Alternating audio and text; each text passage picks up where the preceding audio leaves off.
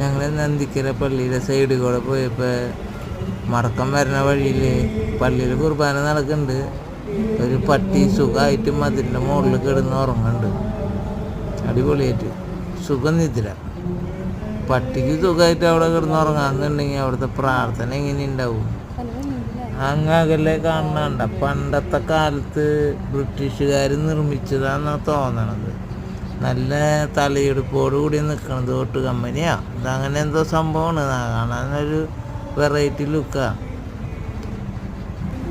അത് നോക്കിയോളൂട്ടാ.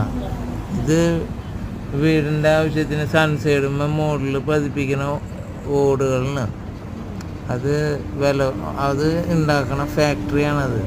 ചൂള ഓട്ട് കമ്പനി എന്നും പറയും. വീടിന് സൺസൈഡിൻ്റെ വല്ല വർക്കുകളൊക്കെ ഉണ്ടെങ്കിൽ ഈ ടൈൽസ് ആവശ്യമുണ്ടെങ്കിൽ ഇവിടെ വന്നാൽ മതി.